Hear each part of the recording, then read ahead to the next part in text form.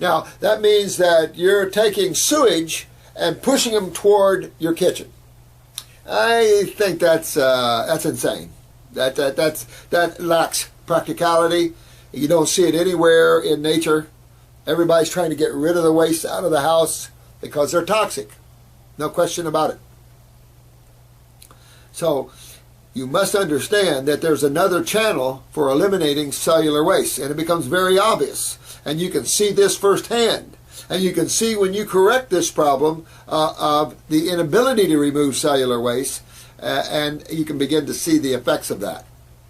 So let's look at the great lymphatic system, because when we look in the body and we cut a piece of liver tissue off and we put it under a microscope and we throw it up on the wall, what do we see? We see a bunch of cells and two major fluids. One of the major fluids is moving fairly quick. That's the blood. Now the blood only comprises 1/4 of this fluid. Only 1/4 of the fluid, and medical doctors are fixated on that fluid? Are we really? What's 3/4 of interstitial fluids? That's right. That's your lymph fluids. Your lymph fluids is your thicker lipid-based, probably cholesterol-based, lipid-based fluid. It's a thicker mucousy fluid. The mucosa that lines your mouth, your sinuses, lines the whole body, the gut, the lungs, the bronchi. All that mucosa is part of your lymph system. Your lymph system is the body's gigantic sewer system / main immune system. Even your blood dumps into the lymph system what it doesn't want. Just like in the kitchen, if you don't want it, throw it in the trash or put it down the food disposal. That's what your body does. The blood must keep itself clean. It's the pizza delivery guy. It's the guy that brings on the goodies. Can't do everything. You can't dump waste in your blood, and you'll see real soon here why you can't do that. There must be another path outside to the outside world. And you'll see that path. Now let's look at the great lymphatic system. When you look at these fluids flowing around the cell, the blood is carrying nutrition and moving right along. What you have here, you have the arteries bringing in the blood and the veins taking away the used up oxygenated blood and stuff. So what you've got is you've got capillaries here on the venous side, and you have capillaries here on the lymph side. Now, the problem with the venous capillaries, they're too small for most proteins and acids and cells, so the body can't dump waste back that way. It must go the lymph way. So the lymph takes any damaged cells, the lymph takes all the waste from cells and carries them to the lymph vessels. Now, we have blood vessels, but no one's ever talked to you about your lymph vessels. And your lymph vessels simply are the sewer pipes in the human body that carry waste from the cells to the little chambers where these wastes are acted upon. And this chamber is the same chamber your house has out in the yard, or the city has if you live in a swankier neighborhood. So let's look at it in terms of comparing your body sewer system to your home sewer system, because they're identical. So when you have to go to the bathroom, we find a toilet or a hole or something, but in a house we generally have toilets here. We put our waste in toilets, we flush the toilet. We know our wastes are being pushed through the sewer pipes by the water. We know, if you know a little more about it, you know that out in the yard is a septic tank. Now, septic tanks are designed to where all your waste go into them. The liquids are ran off to the drain field and absorbed back down into the aquifers, being filtered through all the layers. But your solids are staying in the tank. Now, who's in that tank just waiting for supper to come along? Bacteria. Absolutely. Your septic tank is full of bacteria. I used to build custom homes for a living, and when I put in a new septic tank, friends would say, "Did you seat it?" I said, "No, I don't seat the septic tanks. You'll smell it for a couple of days, but it won't take long." Because you can't keep microbes out. Well, this ridiculous, I got to wash my hands. Oh, bacteria. Tell that to an old farm boy that's lived on a farm around all kinds of hogs and cattle and all kinds of things. Don't be afraid of bacteria. Be afraid of waste. If you're going to be afraid of anything, don't be afraid of the messenger. Be afraid of what your bacteria is acting upon. This is the problem. medical doctors still go by this antiquated Jenner-Pasteur theory of the germ. And wasn't it Pasteur, I believe, died on his deathbed saying, whoops, nope, I'd killed one of my kids trying to prove something that's fallacy? We still live by that. That's what I love about science. It is about as constipated as you can get. Biological transmutations was introduced in the early 1900s, and some chemists are still going, Every biochemist I know of disagrees. Every chemistry professor disagrees to some extent.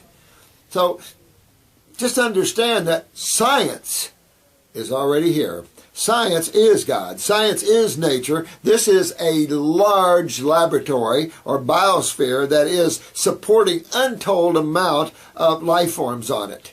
God knows and has it down, not man.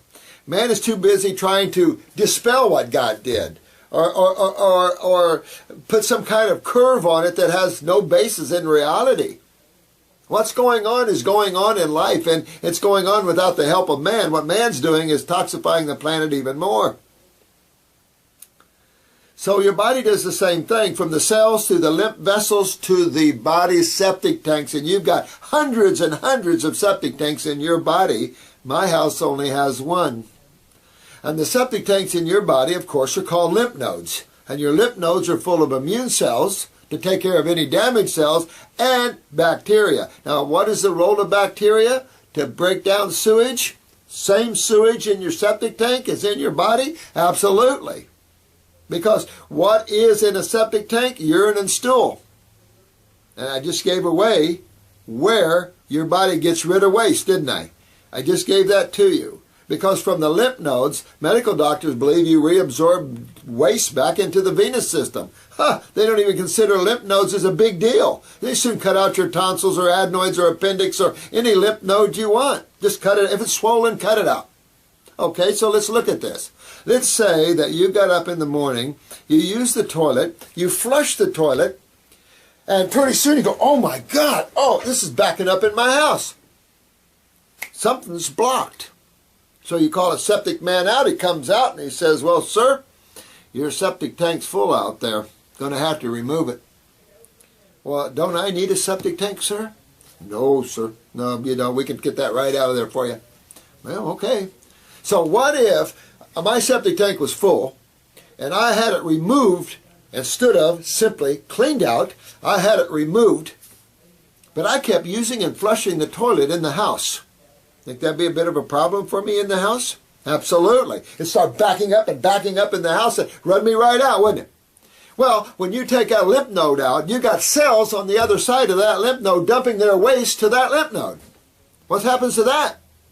Well, in many cases, the word was lymphedema, meaning your lymph system backed up, your sewer system backed up. But this isn't just a sewer system. Oh, no. We're not to the best part yet. So you never remove lymph nodes, just simply clean them out. And if you have a cancer cell in the lymph nodes, where else would you want the body to take these cells? Got any idea? You want to throw them in the blood, something like that? That's obvious. That's your system that cleans you. That's your immune system. That's the system that helps the body keep clean. Just remember that. This is a vital system that's 3/4 of interstitial fluids. 3/4 of the fluids that flow around all your cells is your lymphatic fluids.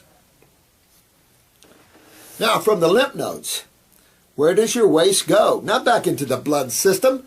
You can convert some of this chemistry, but most of it has to be eliminated to the outside world. Where do you think your body does that? Through the liver? I've had people say through the liver. Through the liver doesn't expel to the outside world. No. But your 3 kidneys do. You have 3 kidneys that are the main eliminative organs of cellular waste, not your stool, your kidneys. Your right kidney drains your right head, your right arm, your right breast, your chest, your right hip, your right knee, your right leg, your right ovary, your right testicle, part of the uterus. Your left does the same thing. Well, wait a minute. I said 3 kidneys. 3 kidneys. Oh, forgot one. The skin. This is your largest kidney. It's wrapped all the way around you. Why do you sweat for? What would be the value of a fever? This is simple stuff that medical doctors should be taught and should know. And you're going to these people that don't know this? That's scary. Because I spent a lot of years in emergency rooms, and all I saw with American medical doctors, stopping fevers, giving antibiotics. So instead of letting the sewage come out of the person, they kill the bacteria that's eating on it, they break the fever, they stop the body from eliminating its sewage. Oh yeah, the sewage is still there. Oh yeah, no problem. That's not the problem. It was simply the bacteria eating on the sewage that was the problem. Yes, there's some gnarly bacteria, but there's some very gnarly septic systems out there that are really highly clogged. The average person has a major problem in the lymphatic system. The problem with the kidneys, they must filter these cellular wastes. And there's a couple of glands, one on each top of each kidney, called the adrenal glands. They control the kidney. And when the adrenals are down, the kidneys are down.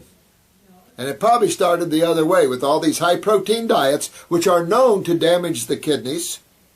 And then, of course, that broke down the lymph system, and that backed up into the adrenals, and now we have so much adrenal problems. The adrenal glands are unbelievable to you. They run your autonomic nervous system. That's all your neurotransmitters. They also neurologically affect your elimination from stool to urine.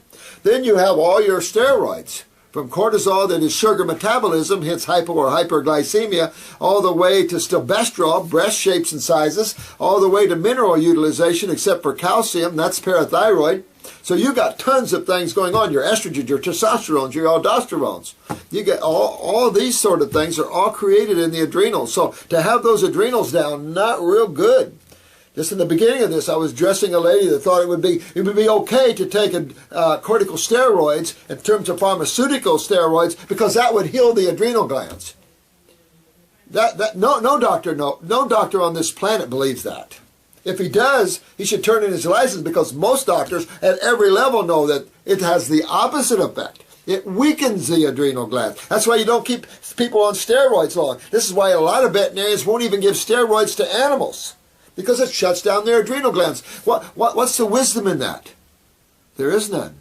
The wisdom is making the adrenal glands healthy again. So understanding this gigantic lymph system is in your body is vital. So pretty easy, right? So far, your body's just a bunch of cells, two major fluids. One's blood, which is only 1/4 of this interstitial or fluid that flows around the cell, and 3/4 is the lymphatic fluids that flow around the cells. Vital to understand that, right? The kidneys, the 3 kidneys, are the eliminative organs of cellular waste, not digestive waste. Very little cellular waste go through the colon. Even the colon dumps its waste through the kidneys. Yes. You leaving? I'm leaving. You are? Okay. Hang tight. I'll turn this off. I apologize for that. It was a little intermission. Got some good friends down from different places, and so had to say goodbye. So getting back to this lymph system, you must understand how that works and how simple it is to understand that. Just think of how your home sewer system works, and that's how your body sewer system works. It's that simple. But where we differ is the understanding of the kidneys. When you pee in a jar and your urine is clear to a little yellow to maybe amber, okay, no problems. It doesn't matter what color when you're detoxifying. But if your urine is clear, there's no sediment in the urine, there's no mucus threads in the urine, you're not filtering your lymph system.